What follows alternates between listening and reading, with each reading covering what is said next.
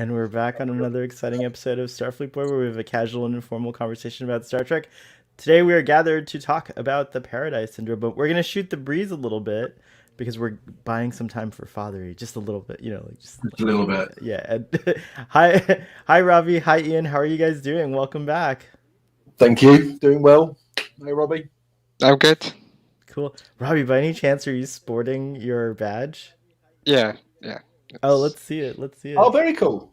I'll take it off for a second and just have to get the magnet off. 2 seconds. Here, I'll give you a little full screen action here. Whoa, it looks great. It's very screen accurate. So are you excited? I'm wearing my badge, of course. There's it's like a magnetic back. Yeah, there's a magnet. It looks great. I love it. Cool. No, it looks really cool. You've taken your first steps into a large world of cosplay. I could do if I wanted to. I could do. Why aren't you wearing your badge? I'm wearing mine. Why aren't you got? Well, this actually is. Well, you call it a sweater. This is a jumper. So I don't okay. Like it or anything. I have. But one thing I did get this week, which I think is absolutely amazing. As you know, as many people know, I'm the Admiral Vance. Yes.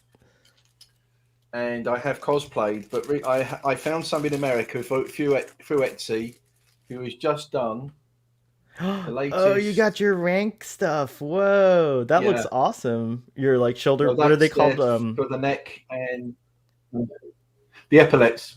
Epaulets. That's right. Very cool. The epaulets. Yeah. So, and they also, the person also sent some freebies with it as well. So one I will keep because I've got the captains.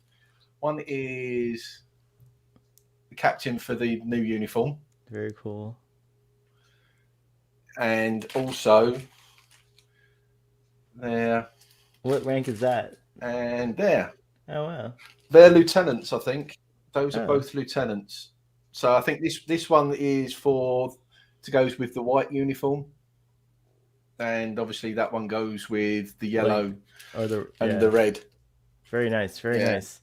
But I'm actually working with this person now with sketches, because in the new year I've found somebody who's going to help me make the new dress uniform. Oh, very cool. That we've only seen a glimpse of, right? Like in photos or something. We've only seen a glimpse of, so that's going to be made for me. And the person who's done that, I am now sort of I'm transferring with chatting, so hopefully I should have the neck rank and the bits for the uniform, and then hopefully, if all goes well, I'll be wearing it on the cruise. Nice. Since we're trying to buy a little time for Fathery, we'll front load the episode with all the updates. So any other updates on your channel on Trek Cat? I was going to be doing a build. I will probably do it tomorrow, so there will be a new video coming out. And it will be the USS Discovery. Awesome. So that will be the Discovery A, not the original one. So even more, now we have Discovery, and we can see it all around the world virtually, I think Bar Island and a few others. But I will be doing this Discovery. I've got all the pieces ready, and I'll probably do a bit tomorrow, and then it will be released next week. Oh. What just happened? I didn't know it was that funny, Robbie. I didn't mean you. Jeez, Robbie. That went down the wrong way. Yeah. You made Robbie choke. Poor Robbie. Trekkie Dave is here. Hello, Trekkie Dave. Nice to see you.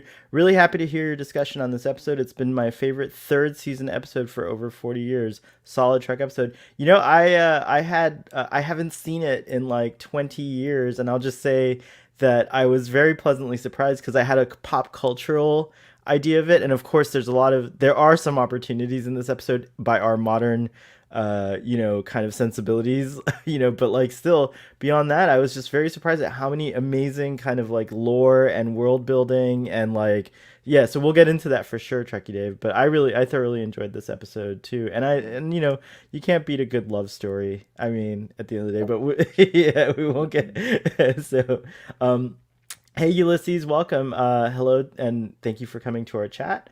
And then, yes, I'm so glad that my poor bairns My poor Barons is here. That was one of the best parts about this. Scotty was like on fire, and when he referred to the engines as his children, I just like, I love it as Barons. So I actually didn't remember that line, but I like to affect a few little I guess colloquialisms from around the world. I try to use something like from every continent, and Barons. Whenever I see my younger family members, I always call them Barons, even though I'm not Scottish. So that's like a thing that pleased me a lot. Um, Trek Dave says agreed, and then also Chris Collins is here. I have been sharing my clips with Robin Curtis, aka Robin Curtis at the Neutral Zone studio on my YouTube channel. Oh, cool! Thanks for letting us know. I saw your. I didn't realize that's your clips because I watched it through Twitter. So that's very cool, Chris. Everyone go check that out. And Chris, if you'll if you'll be patient with me later on, I'll update the description of this episode to share that link so anyone watching this episode can come back and get to that. That's very cool. Robbie, why don't you give us some quick updates on what's going on over at Earl Grey Trekkie? After this, we'll be talking about The Unicorn and the Wasp, which is a decent episode, more of a comedic episode, but it's kind of...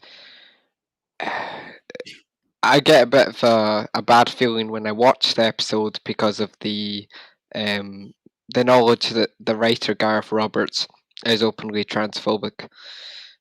Yeah. Oh, I didn't know that. I mean, I did know that. I always forget it. It's like it is true. I did know that. We've talked about it before.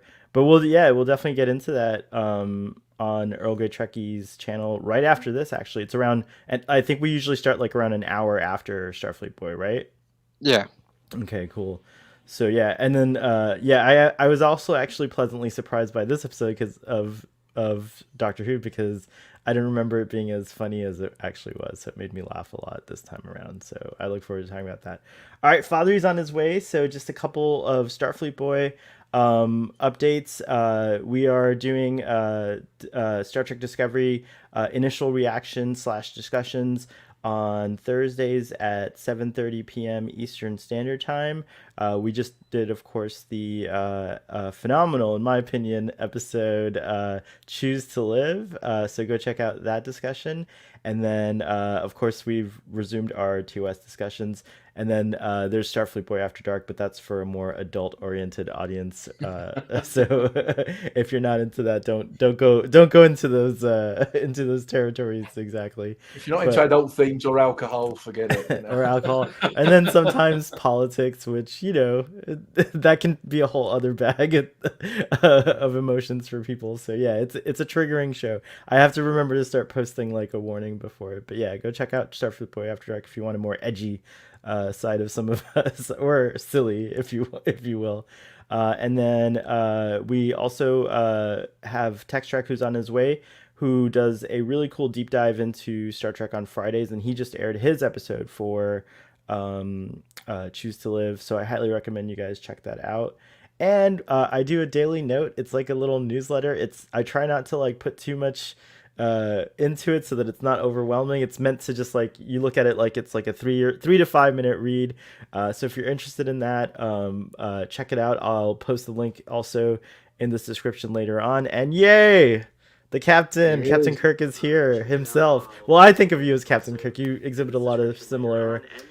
Oh, can you hear yourself? Yeah,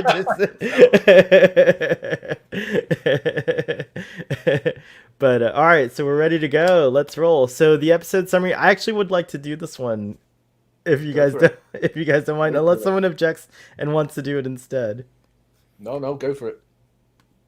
I think Father wants to do it. Father wants to do it. You do it, Father. I'll help out. Mine's gonna be fast though. All right, go. So they find some American Indians living on a planet. They've been transplanted, and they've been living there for hundreds of years. And there's an asteroid coming to the planet that's going to destroy all of them. Kirk finds this mysterious obelisk left by the preservers who put the Indians there, and it zaps his brain and makes him forget who he is, and he starts thinking he's an Indian. And he starts calling himself Kirok, and he becomes the medicine man because he remembered CPR. Spock and McCoy in the Enterprise, though, they have to go stop the asteroid, so they're gone for a while. Kirk falls in love, and is about to start a family. But then the jealous former medicine man is like, no, this is a bunch of BS. This guy is not a god. He's not anything special. Let's all throw rocks at him. And they end up killing the love interest, Mia Mani, pregnant with what would have been David's brother or sister or brother. She seemed pretty determined she was going to birth a strong son, but I don't know how they would have known that without sonograms or anything. People but anywho, were more in tune with their bodies in those natural days pre-industrial times. Anyways. Spock is able to use some Vulcan mind meld convenience to fix Kirk, and they figure out how the obelisk works and what you have to say to activate it, and they're able to stop the asteroid, and they leave, but Kirk is sad. Very good. Okay, excellent. The only thing I want to add is that I had no idea how awesome this episode was going to be in terms of connections to future Trek. Obviously, those are not things that are planned by past Trek, but by virtue of us living when we do, we know there's a lot of happy accidents. Yeah, there's a lot of happy 55 accidents years. or connections or whatever. Yeah, so it's pretty cool. Like the obelisk itself reminds me of the Baul, except they're more active and oppressive. The obelisk is kind of neutral. It doesn't really do anything until an asteroid's coming. But even just that, like the technology of an asteroid deterrent system, the preservers kind of come up in a novel called Vendetta again, which is we see the obelisk in the third episode of Star Trek Discovery. Yeah, exactly. That's can't right. remember the name of at the moment. The butcher cries not for the lamb's cry. No, I think, it's like A episode. Noble for Sharon? No. Maybe? Season one. It was season one. Season one. Oh, what's it called? Oh, it's the one where they find the tardigrade on the USS Glenn. that's right. Oh man. I can't remember. Context is for Kings. Thank you. Bam. Thank you. Ooh. And then also the idea of like I suppose the why are there so many humanoids, which McCoy actually says, I always wondered why there's so many humanoids.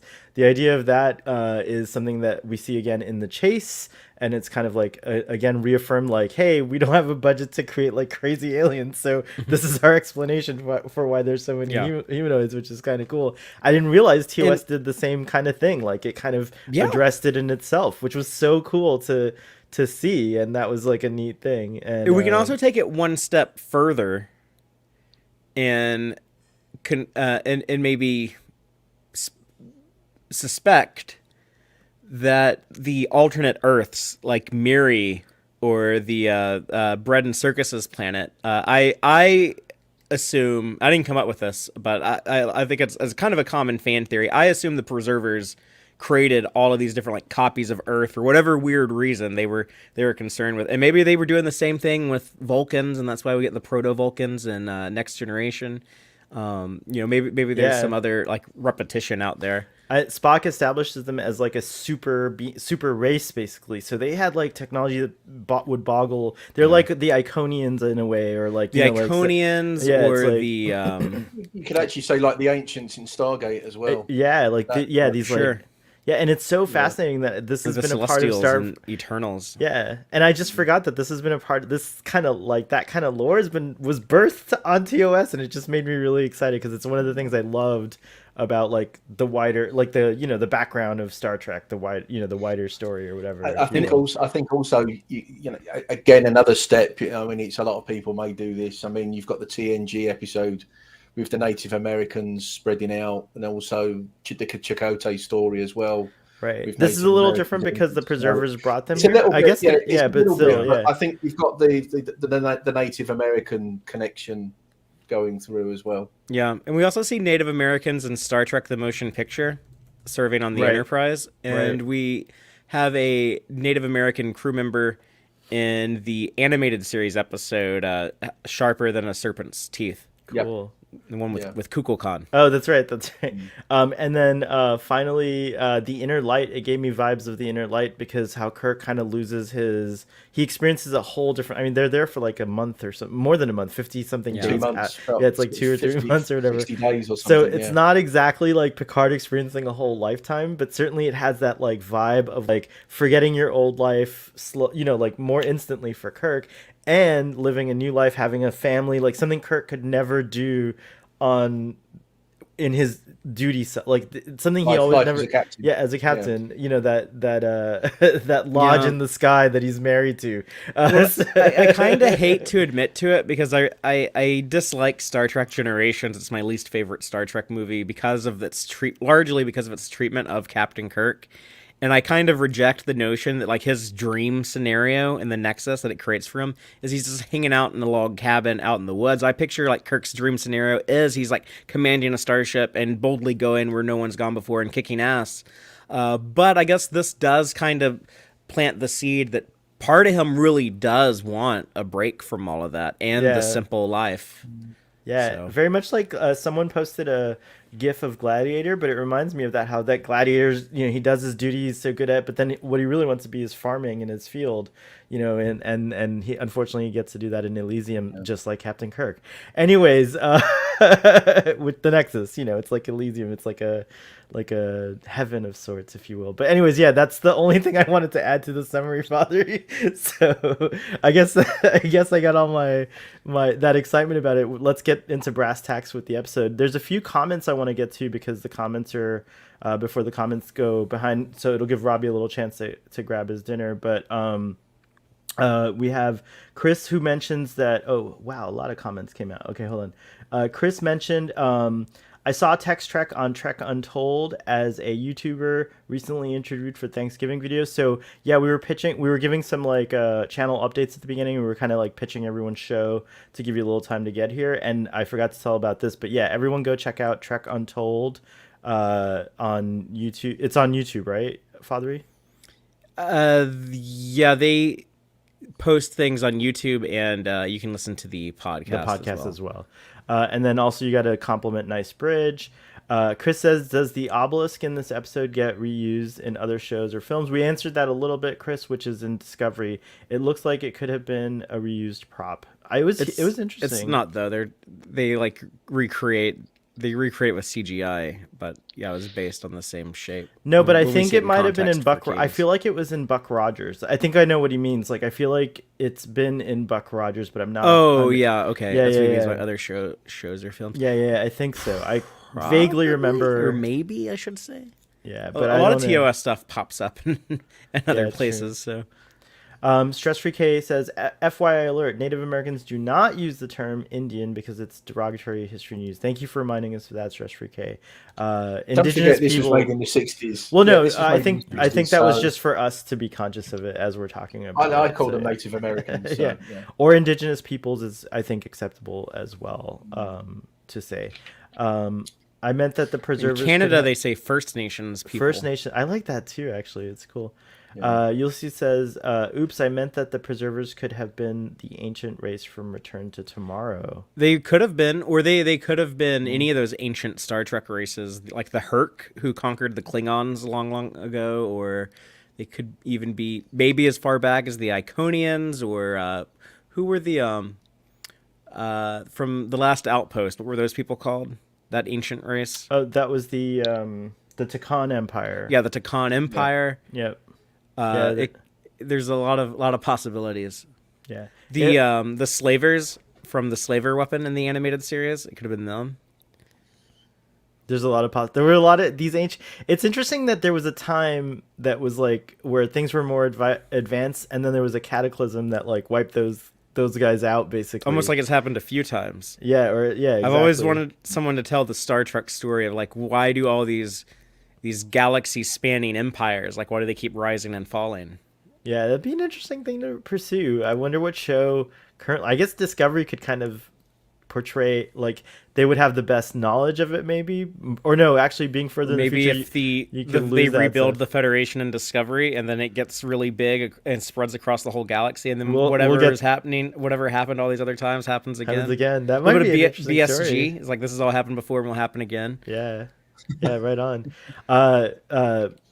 My poor Barons points out the actor who played Miramani had, and this is true, you can look her up. She's very interesting. Sabrina Sharf certainly, and beautiful, by the way.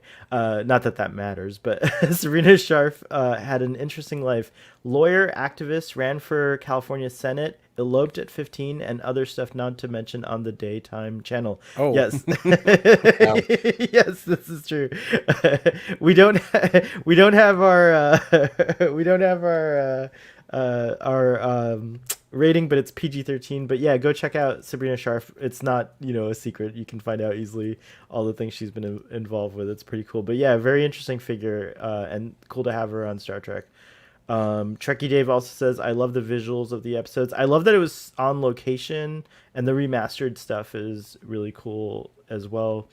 I think this is one of the few. It was one of the few in season 3 which you did have some location parts. They cut it right back because of the budgets in season 3. So overall, what did you guys think of this episode? Let's start with you, Robbie, if you don't mind.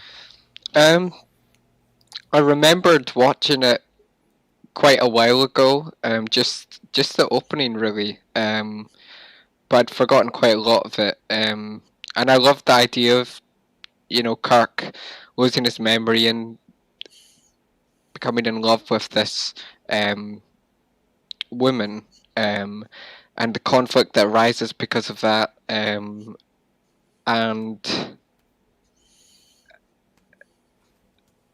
I loved that the obelisk was like a deflector shield, and I think for some of it, for the first half, I was like, "That's actually a pretty good episode." But then the second half wasn't quite as good as me. It wasn't awful or anything, but I just thought it dipped a wee bit. Like, it's still a good episode, but I don't know. I think the scenes between Kirk and the, what would you call them? Like the kind of Miramani? Yeah, Aramani they were good, but they were very not cliche. I'm not going to say cheesy. That's it. Whereas if this had been, and I'm not going to compare Picard and Kirk, but you have Picard get into romances like in what's the episode name?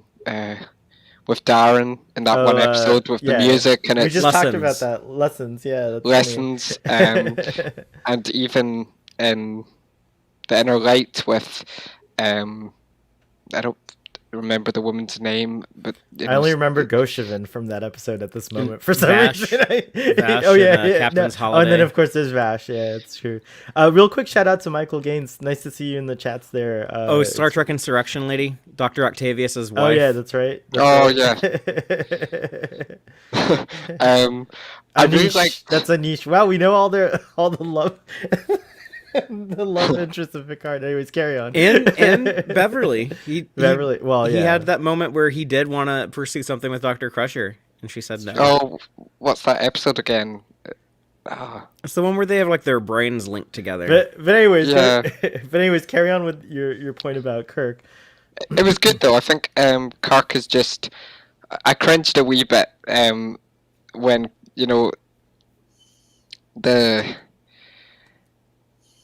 when Kirk was so like they were chasing around the tree and they had that kind of funky music and Kirk was they were both laughing and it was a bit shown and not told sometimes for me. That's funny. I'm a sucker for that kind of thing. I loved it. I want to frolic through the woods with my partner. They used a cutesy shorthand Yeah. to convey the sincerity of the relationship to the audience quickly. And instead that of, they were like- happy. Yeah, but Yeah, it is cheesy. yeah, And they that were they're happy, happy. yeah. Yeah, it's true.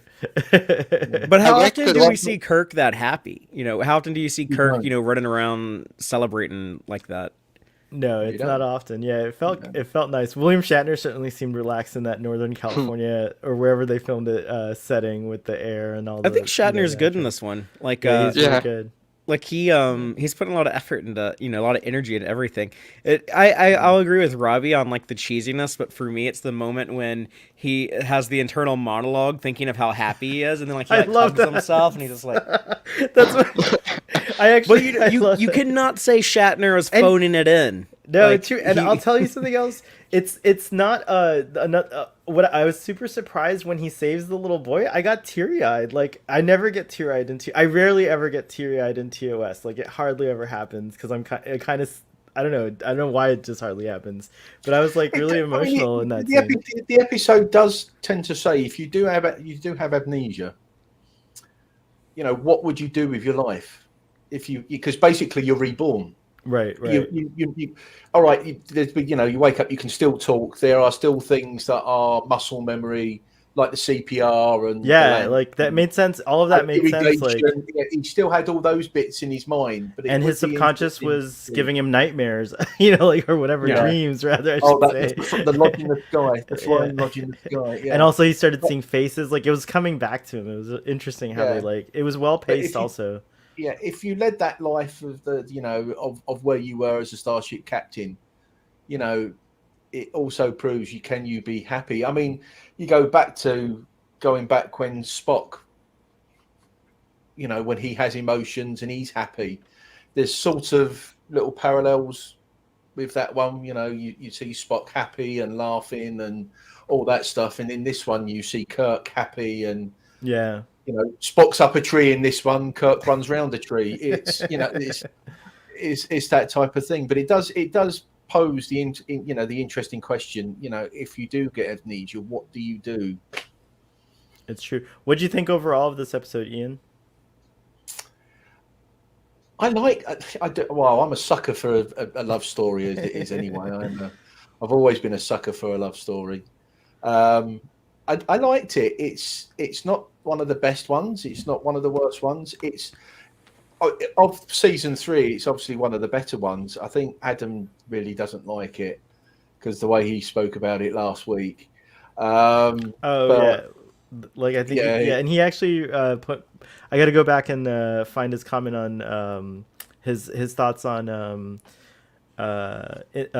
Twitter, and also Ruben didn't like this episode. I'll give you his some of I think his, it's probably points. a bit too schmaltzy for him, maybe, but it's there. It would, and I think the way this episode ends is there's only 2 episodes where it's always ended on a bit of a downer. You know, City on the Edge of Forever and this one, and I think William Shatner plays it well in both. You can tell, you can see that Kirk's in pain. Right. In Requiem for Methuselah kind of has an ending like that too. When Spock has to make him forget. Makes me wonder if, like, every time Kirk is heartbroken like this, like, does Spock just go mind meld him? He's just like, forget. Well, in this one, he had to try to have Kirk reemerge in that scene, and it's like make him remember. Yeah, it's so intense. It's like Star Trek 2. It's like remember. Remember. Yeah. My poor Baron says filmed at Franklin Canyon Reservoir, Santa Monica Mountains, Los Angeles, California. I didn't know that. I thought it was Northern California. No, they never left. Never. Okay, so cool. Yeah, it convinced me. It had like a thing. I do have, and I don't know if Fathery can answer this one. The Native Americans, that bit when you see them, you know, with the lodge and everything else, is that stock footage or did they film it specifically for Star Trek? I think that's real. I think they filmed it specifically for that episode. I didn't have time to go look it up, but like sites like Memory Alpha and Wikipedia often will have like a wealth of information about the filming locations and things like that. It's just a question that's just popped into my mind now, wondering whether it was stock footage or it was actually filmed specifically for this episode. They apparently were thinking of like, what can we borrow as far as like wardrobe and stuff from the Western stuff, because not only do we have this episode, but we also have a cowboy episode later in season 3, and a lot of the wardrobe that we see here would have been stuff that had been used in Westerns. Studio. And just like they use like the Roman gladiator stuff for bread and circuses, or the World War II Nazi uniforms. So it's kind of in that same tradition of these people from Earth are on this planet. It's just like this one aspect of something from real life on Earth that a lot of movies and TV shot in the Los Angeles area use assets that look like this. How convenient. Yeah. Yeah. The music was all. There were new cues. I felt like I heard music that I hadn't heard before, and Yeah, it was, I think it's the really only cool. time in season 3 that we have. I might be wrong, but I think it might be the only. I felt like we had a little bit from from Enterprise Incident. Like every time they cut to the Romulan ships, like it was like this kind of like intense music. On the Enterprise, I think they did. Enterprise Incident had new music too. Yeah. Incident, didn't they? The sub commander is here. Maybe he can tell us about. Oh, is he in the chat? music That's so in cool. Season 3.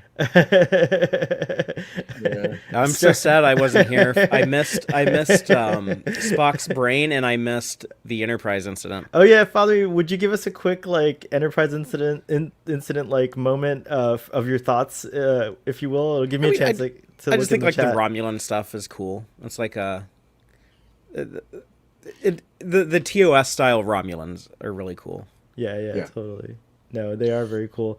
Michael also, by the way, you can find him on Twitter, Star Mike, and I think I always remember your show as its old title, so if you want to plug it in the chat, let me know the new title.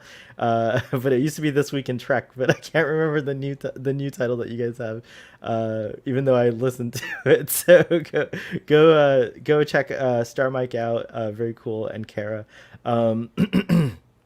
But the asteroid is a completely different shape between the original and the remastered. Because I've managed to watch both again. I have no memory of from like when I saw this when I was a kid around or young of like what the original special effects are anymore. So I'm assuming they were like, I know they're different, but yeah. You know how they described it as the size of the moon. Well, that one it was more of a ball shape. Ball shape. Okay. In that one. What I did remember, surprisingly, as a kid, is this is kind of like one of the peak times where, like, the engines are falling apart and Scotty worried about like the ship. And I love the line where he says that Vulcan's gonna like basically make this panel melt into lead and stuff like that. He was very protective of his engines in this episode. And we got to see the dilithium chamber. Like we rarely ever see the dilithium, like that little slab that's there, and that was pretty cool too. I think we saw it in the last time you saw it was in season 1. Yeah, totally. In that one.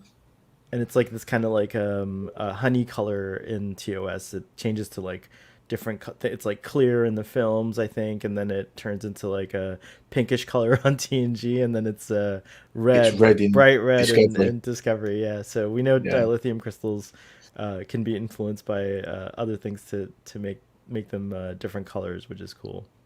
Yeah. I like. Adam's actually said about the music. Yeah. Michael was saying that. Yeah, let's not forget Gerald Field's gorgeous music. What were you gonna say, Robbie? I liked Miramami. She said something. It was something about her relationship with Kirk, where she said, "The sooner we start our relationship, the more time we'll have," and that kind of tied into the, Spock explaining to Bones. While I'm telling you about this asteroid, we have less time. It was a nice contrast, actually, right? Yeah, you're right. They're like a race against time with the asteroid heading this way, and then Miramani saying, this time I've explained this to you. The asteroid has gone from here to here. I thought he was a little condescending in that scene, but I mean that's probably just his Vulcan, stoicism or whatever, coldness or whatever. But I was a little surprised that Bones didn't already know this concept, that he had to be schooled on how a transit works or whatever, a transit point or whatever it was called. I forget, but that was interesting and kind of funny. I also thought it was weird that during the intense action scenes on the bridge where they're launching the deflector beam at the asteroid and the phasers and everything, Bones is not looking at the view screen. He's just looking at Spock to see how Spock's reacting. And I thought that was interesting. He's just waiting to see a crack in Spock's Vulcan, coolness or whatever. So that was an interesting thing. And I thought that whole thing actually, aside from the slight awkwardness of that moment, I thought that whole thing played out really well, and it reminded me so much of how Leonard Nimoy DeForest Kelly and William Shatner, but in this, those two in particular portray their characters in the films. Like I feel like these portrayals are like they've locked it in, and like we're gonna see this. It's all gonna seem very familiar, especially if I watched the films obsessively as a kid. So that's kind of the impression I have, and also it is our last impression of these characters. So it's interesting to see how like throughout the series they've been kind of turning into those final versions, if you will, of themselves. And like, you know, even Spock, like, you know, the way he concentrates and like focuses on the problem, like and like just like ignoring everything. It was like it felt very TOS film ish type, you know, the interactions and stuff. What do you guys think? Well, that's why people shouldn't dismiss the original series, and I always encourage people, you know, even if it's not like your favorite flavor of Star Trek, or like you don't like watching like old stuff from the 60s, there's still like so much gold there. And yeah, like all that stuff that people like in the original series movies stands on the shoulders of things they were doing way back in the 60s on this TV show. And I wouldn't even want to call like the original series movies like the final version of it, because I mean that almost makes it sound like it's like better, like an improvement. And I would say like it's like the older versions. Here you see them when like they're a little younger. Yeah, that's a good way of putting it. Thank you. I mean, you could actually go back even to Star Trek V with this one, because where Kirk's saying, "I need my pain. My pain is right." Yeah, and that's great. You've got all the pain because he's obviously he's loved, he's lost. And every week there's a lot of pain. He loses big time. You know, he's lost loves, he's lost a son, he's lost so much. Two sons. Like it's crazy, and possibly three. I think, right? There's another there's another Kirk child, perhaps. David is alive somewhere. Like he would have already been. You know, like Star Trek Continues messes it up, but for him to be the age he is in the Wrath of Khan, he's a little kid somewhere during the events of this episode. Oh yeah, you're right. They actually play that quite well in Vanguard, in the Vanguard books. They really do, because David is a young, well, he's a boy in it. So and that's cool. Set around, because obviously because the Enterprise does go there, and Kirk does see the. And then I think that's referred to within Wrath of Khan said, "I did what you said, I stayed away," and it sort of goes with that one, because Carol Marcus is quite a big character in the Vanguard books. I had no idea she's in those books. They sound amazing. I've been hearing cool stuff about those books for so long. And yeah, I would say because they were recently for sale, just round about for you, they were for 99 cents a book. That is the best series of books I've ever read in Star Trek, cool. Whatever. And I think that whole series you can get them for a bargain right now, apparently. So if you go about 99 cents a book, I think you can get them for. Yeah, it's like insane. I think I'm gonna have to do it too. No, it's a no-brainer. That's cool. Thanks for the pitch. I know I'd seen that. I'd meant to go back and revisit it. So very cool. Because you don't just get Carol Marcus. You got Dr. Mbenga, because it's when Dr. Mbenga leaves Vanguard to go to the Enterprise, and you see him on the Enterprise. So there's quite a lot of bit for Beta Canon that feeds into the Alpha Canon. I am Kirok. I am Kirok. I'd also like to say it's nice to know that the Native Americans invented elastic, because that headband that had on was elasticated. No, it had a little tie in the back. It didn't. Oh, okay. Oh, that's funny. I didn't realize. It could be elastic. It could be like from like a native plant or something that grows there on this planet. Yeah, or it could be like as simple as like animal innards or something. They're stretchy, so who knows like how they elasticated it. But it's true. It is interesting that one of the conversations the chief has with Kirk is that he's like, you know, asking him like, what's going on, like, are you happy? And then he even says, he's like, did you expect us to be further along? So they know that, and also they know that they were brought here, so they have knowledge of a greater, you know, being, bringing them to this planet from Earth, which is also very interesting. It reminded me also a little bit of how in TNG the Edo are. So there's just so many. This episode's just like got so many interesting sci-fi concepts. But I actually like Kirk's response to it as well. You know, they're happy, they're well, they've got food, they've got their what more do you really need if you're in that situation? They seem to be, you know, why would that not be okay? Yeah, so I do like that response to him. Sub Commander Tall, nice to see you in the audience. Poor Salish gets the short end of the stick in this one, loses his girl and his headband. It's true. I thought that was that was the one thing that I felt was a little like sad, more sad, is that like, you know, Miramani and Salish basically had to have grown up together. And as soon as like Kirok arrives, she's like, "Bye, Salish," and she's all about Kirok. She doesn't even say it. It showed he was totally smitten with Kirk as well, because he says, even if it wasn't, would you, you know, even if it wasn't, would you pick him? And she couldn't answer. Yeah. And it was, so she was totally smitten with Kirk. You could see that. Yeah, that Kirk energy, that Kirok energy was was too compelling. So I thought that was sad that she. I mean, I don't blame her for feeling that way, like, but I did think it was extra sad, and I could see how Salish was getting upset and stuff like that. Robbie, you were gonna say something. Sorry, go ahead. Well, I think that's a horrible thing. Ignorance. It's, if she knows this person so well, she should really have the decency to at least say, "I'm moving on." To just ignore him, that's like saying, "I don't care enough about you to give you an answer." No, I don't think it was that. I don't think she. I think she knew, and I think a picture paints 1,000 words. There are times when you can't say the hardest thing.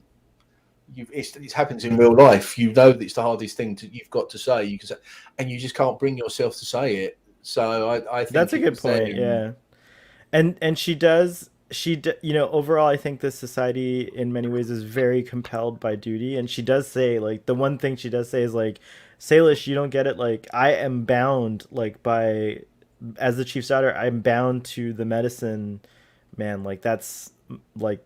If there's some things that like you can break, and she actually does bring it, it is a little bit fair because she does bring it up to Kirok later, where she's like, we can't break these rules, but you can. So like, if you're not into it and you want to marry another person, you can change the rule. But of course, like, Kirk's like totally into Miramani. Oh yeah, that was the one bit, wasn't it? I mean, Salish was the architect of his own doom, because he turned around and said, the daughter and the medicine chief have always been, and she said, well, there you go, you're not medicine chief anymore, I can't marry you.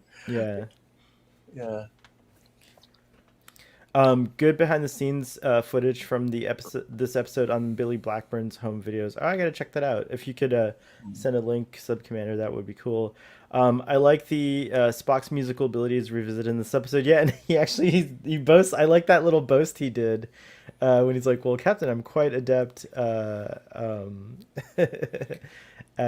this." We need to see Spock playing the lute in Strange New Worlds from time to time. Yeah, that would be really, really cool. Actually, I agree with that 100%. It wasn't the loop was no, it wasn't in season 2 when Michael Burnham went into his cab. I think it was in there, and they also had like the bells from. They had the bells from Amok Time. Yeah, they had that one, but I can't remember if that was there. I can't remember. His quarters that are twice as big as they are in the original series. Absolutely. Because under Pike, the Enterprise only had 200 people. Under 200. Kirk, it has 400. So they obviously have to cut all the rooms in half. And that's why they're smaller in the original series, right? They had to make room for another 200 people. Cabin space. You got to lose your cabin space. Yeah. all of our ships got blown up in the Klingon War, and now we have all these officers and not enough ships, so we're going to put an extra 200 on the Enterprise. What was that? My Poor Barons wants to know who the third child was. What was that episode? Was it Friday's Child? Do you guys remember? What about it? The pregnancy? Yeah. Well, no, the third child, the potential other child of Kirk. Ruben cosplayed as it. I forget what. Well, the kid in Friday's Child wasn't Kirk's. No, that's right. No, you're right. We were just saying that there could be more out there. Oh well, no, but there was something I forgot. Well, anyways, I'll try to remember, Jill. I mean, my poor Barons, and tell you. But yeah, it was one of the episodes this season that prompted that thought, and I can remember exactly when. I don't need my knee pain. I want my knee pain taken away. Oh, I'm so sorry, Sub-Commander. I live with that every day, so I'm there with Adam. I would like my knee pain to go away as well. I don't have knee pain yet. I stretch a lot, so hopefully I will not get it. That means nothing. It'll come. It's just a matter of time. My knees don't hurt, but they're very loud. They're like just always a bunch of like cracking noises. Yeah.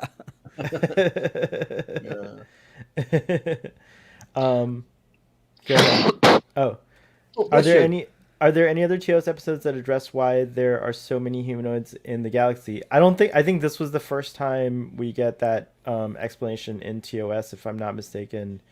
I think so. Yeah. I think McCoy's saying, I wondered why there were so many humanoids. I liked sorry. No, sorry, Robbie. It's okay. I liked Kirk's line where he was like, what are the chances that we could, there could be trees like on our Earth, that there could be a place so similar to our home Earth? What are the astronomical odds? And we've seen so many. And I still feel they have to explain it or note it somehow. You're at the same place where you shot Shore Leave, it looks like. You're somewhere very similar.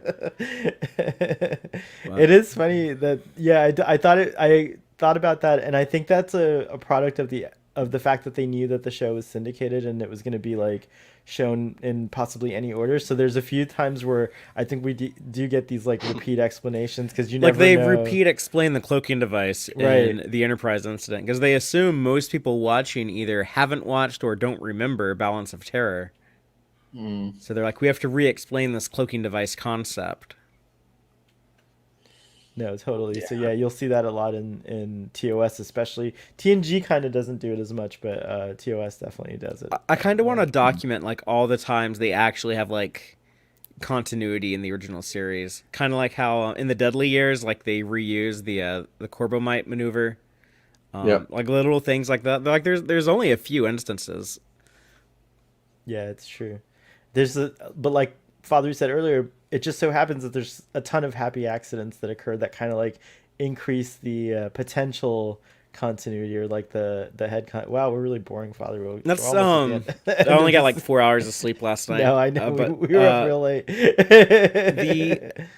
The fun thing for me about being a Star Trek fan and being such a continuity nerd is that finding all those little dots you can connect, and the through lines, and the big mosaic that paints, like I think a lot of the stuff, even in more recent years, if you want to look at like the Next Generation and then the Next Generation movies, and then the Star Trek Picard TV show, you see very different Picards over the years, but you can kind of see why he would like go on that journey and that evolution. Mm-hmm.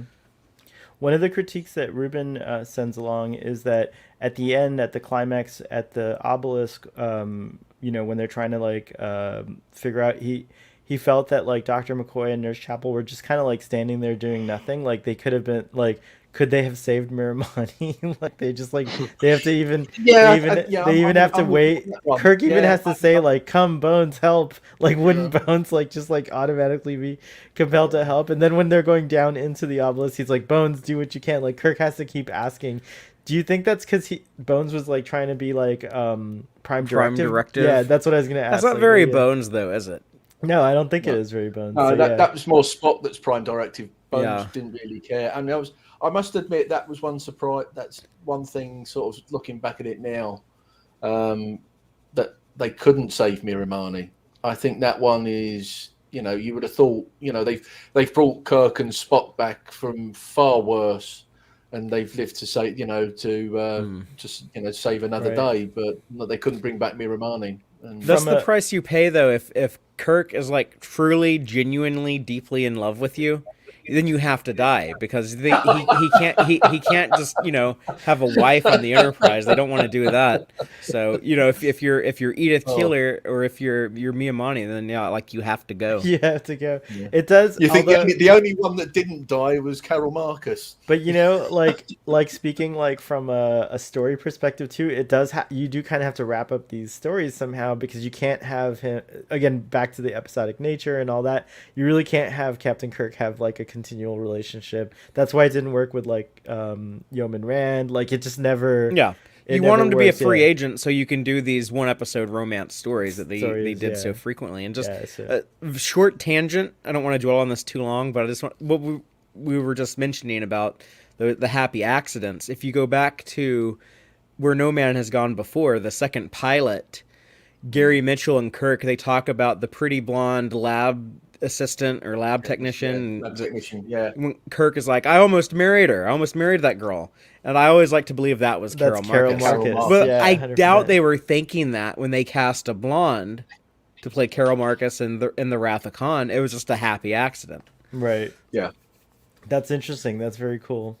I thought the Spock and Bones scene in the quarters was really good. It was very reminiscent of the films as well, because Spock is, he's overworked, and McCoy's like, no, you have to, your prescription is rest. And it's nice to see Spock so determined, and so sometimes he seems like he's being pulling a bit of shade towards McCoy when he was like, as I suspected, it was musical instruments, and then he goes on about the alphabet, and I can see why Bones would be pretty annoyed, but obviously Spock isn't trying to wind him up. He's just trying to do the right thing. I do like that. I think that's McCoy's way of looking after Spock. I do like that. If you remember Bread and Circuses, he does the same. Yeah, he does exactly the same. Same thing. His way to like look after Spock is to stress him out, like to make him upset, and insult him, and insult him. Green ice water. But I do like that. I do like that Spock is like, he's tired. He's obviously exhausted or whatever. And McCoy's like, do I have to have security like come in? And so he just kind of like, he's like, okay, whatever. And he like lays down in the bed. As soon as McCoy leaves, he gets right back up. He's like, whatever. I'm just like not gonna lay. It's like, but that's sort of the childlike bit, isn't it? When you send your kids, when they send kids to bed, and when they look in, you pretend to be asleep. When they close the door, you're up and doing whatever again. And it's that type of thing. So it's cool. Quick shout out to Daniel Seo, who's in the audience. Hello. Hey guys, checking in with you in the Starship Cafe in Forest Park, Illinois. It's very cool. Oh, and cool. I didn't know that was a thing. And this is one of my favorite episodes. Very cool.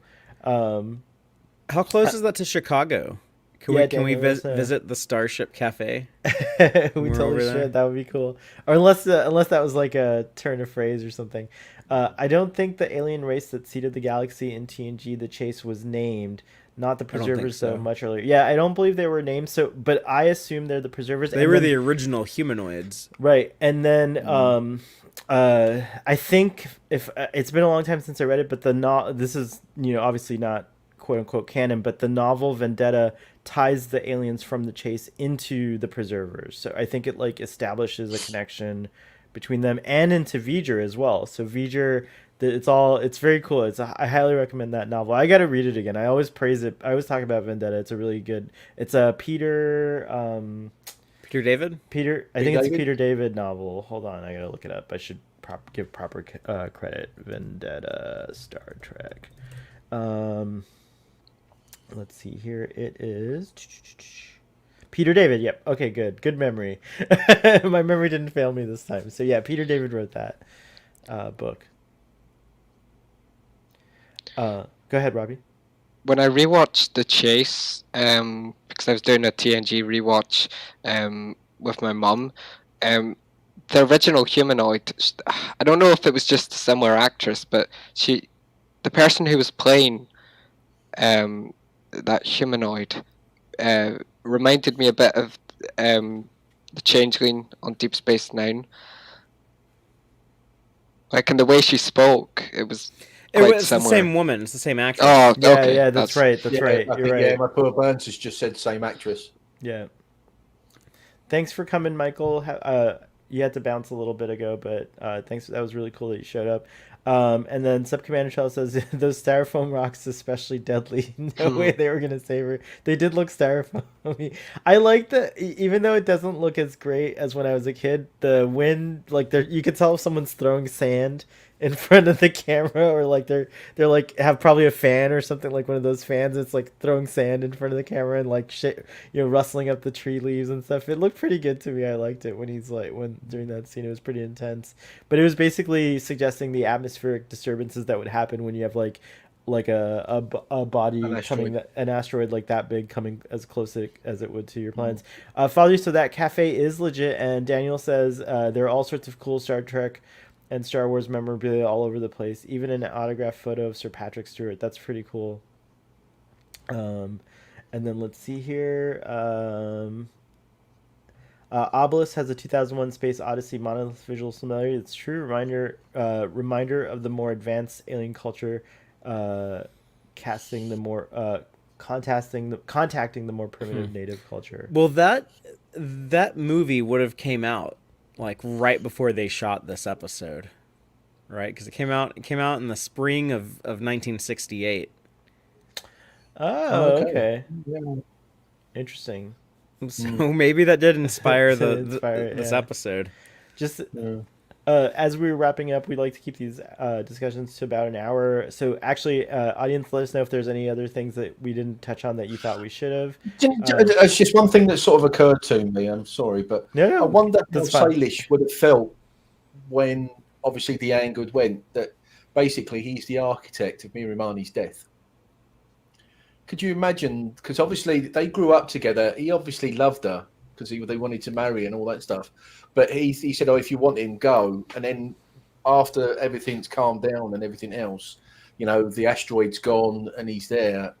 Basically, he's caused Mirimani's death. In general, probably blames it on Kirok. He's probably he swears a vendetta on Kirok, but then never sees him again. Well, this is actually a really great example of like an accidental prime directive violation, right? Like it's not Kirk's fault that he, we can't stop the show without saying that Kirk to Enterprise is the magic word that opens the door. It's the tones. The tones of how he says Kirk to enter. It's such a coincidence, but it gives a sort of predestination type of thing. Like maybe the preservers also could travel to the future and knew that the Enterprise crew, like I don't know, there's like some timey-wimey suggestion there. That did they program it to open so that when Kirk actually arrived, that it would actually open for him? And did they know that all that was going to happen? If they had that ability, couldn't they just put like a big timer on it? True, and just activate it this time. Yeah, okay, so it is a happy accident. I agree. You're right. That's a good point. That's the bit that broke. It was the timer that broke. But this episode is that story that you just pointed out, Ian. That is pretty compelling. Like I would love to see a follow-up to know what happened to this. I mean, they lost the chief's daughter, a big person in there. But they must be, there's definitely cultural contamination, if you will, that occurred. And now knowledge of space travel and all that stuff. So it'd be interesting. All kinds of stuff. He taught them like how to preserve food. He gave them fire. He gave them fire. Agricultural techniques. It's true. That is one of the problems with the episode, though. Like I can still enjoy it, and I understand it was written in the 1960s, so I don't expect it to age gracefully. Well, it does age kind of poorly. And a lot of 80s and 90s Star Trek does too. I'm sure a lot of stuff they make now will age poorly in the decades to come, but which is good. It just means like we get better and better and more aware of things, right? So it's actually a good sign when that happens. Yeah. But one of the things here is just like the optics on it, is it does kind of look like, oh, look at like these dumb primitives, and then like the advanced white man comes and like teaches them how to do everything like the smart way. It's not like a great look. No, and even in the dialogue, there's things like, are there no more evolved? Is there not a more evolved? People on this planet. So, they immediately thought that when they saw the obelisk, it was the evolved species or whatever. Yeah, on that planet somewhere else, and they just let them go. They're the Hicks or whatever of the world. Just let them get on with it. As an alternative, do you think maybe they could have done this episode where they come here and it's like the Native American Wakanda. Like they're all like advanced. They're using like the preserver technology. They still have like this peaceful, happy life, but they're like just as advanced or maybe more advanced than That's like Federation. one thing Insurrection got right 100%. I think the way that the Baku, they were perceived as like you know just a happy-go-lucky like primitive. But they were actually a warfaring race, and they just chose not to do it. Yeah, I think that would have been very interesting. Yeah, like they're like really smart. Like they're like, oh yeah, like we were looking at your android's positronic brain, not sure what happened. Like you know, they were like, oh well, y'all are actually like really advanced and smart. Trekkie Dave, we're not complaining about it. We get the whole 1960s things, but even then, there are times where like they could have done something to just put a little bit of a twist on it. Like, but yeah, you have to kind of. I'm not complaining about it. No, I still like this one. I still enjoy it. Yeah, me too. TOS is my go-to series. If I'm going to watch an episode of Star Trek, I'll put TOS on. That's my go-to. I grew up with that. That's for me. Yeah, we're not. Go ahead, Robbie. I was a bit underwhelmed when they entered the obelisk and it was just a switch to press. Like I think just with Spock talking about music and the alphabet, I thought it'd be cool if he had to like sing some song or use an instrument, play the lute. Yeah.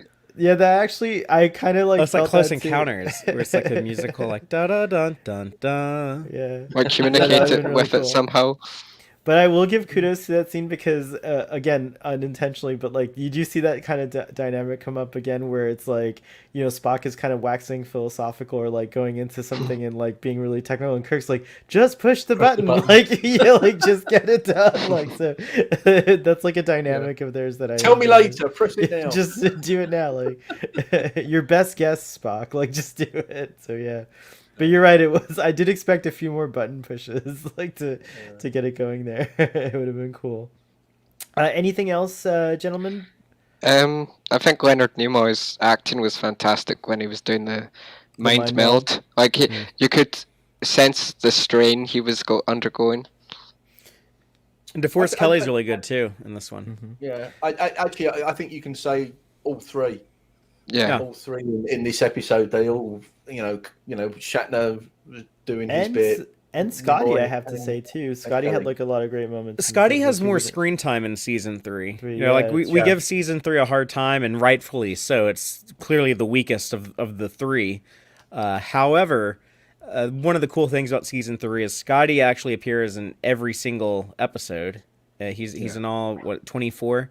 Oh, fantastic! And they might have, if there had been a season 4, I wondered like they would have put his name in the opening credits alongside Shatner, Nimoy, and Kelly. Very cool. Yeah, that would have been great if he had. But excellent. So yeah, I just want to say that like overall this episode was just fantastic to watch. Like you know, I really enjoyed it a lot more than I thought I would. Like based on my memory, and again, just like pop culture over like idea of it does get a lot of hate. A lot of people it gets a lot hate of on this one. and I was pleasantly surprised that it's as good as it was. I give this episode a solid 8 in my opinion. Take it away, Robbie. What's your final thought and rating? I was thinking of I think 8.5 might be too high.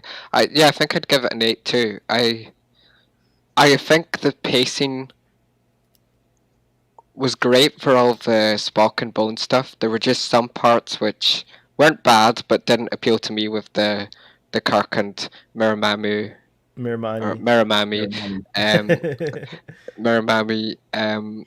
love story. But then again, I have watched a lot of TNG episodes and Deep Space Nine episodes a lot more where the romance is just sometimes a bit different. And this is more like a kind of idyllic fantasy kind of like style, and it's cool. It works. It's very visually pleasing. I'll say that much. Like just the music and the way Kirk and Miramami are just laughing and going round the tree, and then the way Kirk's saying "My love grows stronger every day." It's very idealistic. That's what. Yeah. Robbie, I hope you get a moment when you couple with someone to run around in the Highlands. No. That's You're like, not for me. The weather there is very different than Southern California. That's it's going to true. be like That's not cold quite and the same. rainy. There Yeah. are days you can take your shirt off and run around. There are days. Don't start. It is idyllic, as Jill says. One real quick thing that you reminded me of, just on some of one of the other things I liked about the episode is that they played around with their usual kind of like storytelling devices in this, such as the narration. Like, it's rare that we see that kind of like the voiceover, like in the the voiceover. So like that was cool, and I wondered like, was this kind of like was Shatner already doing his spoken word? Is that how that got in there? Like, was that like a influence? Like, you know what I mean? Like, because it had that vibe to me. Like, it gave me the vibe. In fact, I feel like I feel like you could just like listen to one.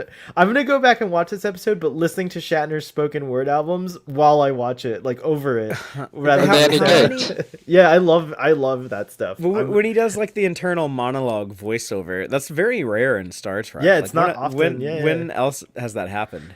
I felt like there was another instance, but I couldn't think of it, Father. It's just like I don't think it's very, very rare that that's happened. Yeah, Stress K. That actually makes it worse. It happened in I know it happened in what was that season 2 premiere of Lower Decks? First Contact. No. The season 2 is no, it's first context of final, right? The finale. But I know what you're talking about. It's like the one where Ransom turns into a god. Yeah, and he's like voiceovering. But in that, it's like we have like a voiceover where we're in Mariner's head, and then like Ransom's like, I heard that. Oh, that's right. That's right. But those are the only two I can think of off the top of my head, though, is that episode and this episode.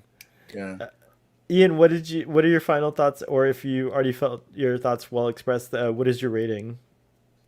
It's an 8. I'm sticking We're with you. in agreement. Wow. I was a little bit, after what Adam said last week, because I for some reason I couldn't remember the episode, and then I put it on. I thought, no, this is not as bad as Adam's putting it. I mean, we're not attacking you, Sub Commander. We're not attacking you. He's got his own opinion, so that's fine. But yeah, when I watched it, it's a light episode.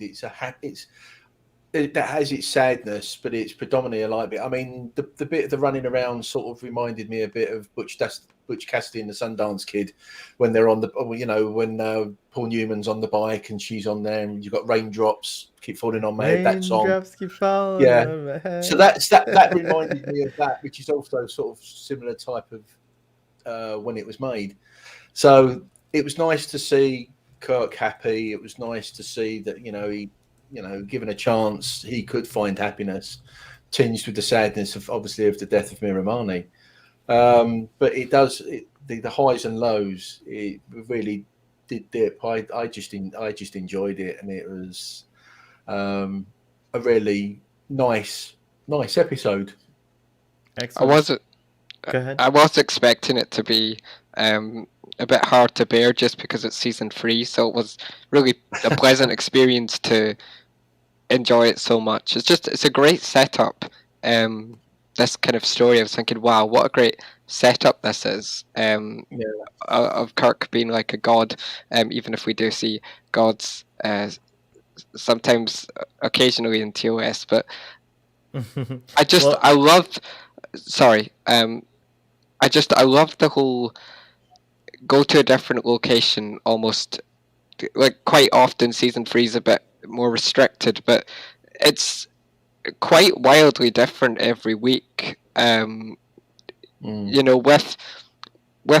maybe that's why I dislike Voyager so much. I felt like it's kind of quite similar tone and style across the whole thing, but with TOS sometimes it's not great in season 3, but it's the actors are always giving their best. You always have great characters, but there's just something so appealing about the wildly different situations, whether it's Kirk and Spock in Nazi Germany, or in this episode.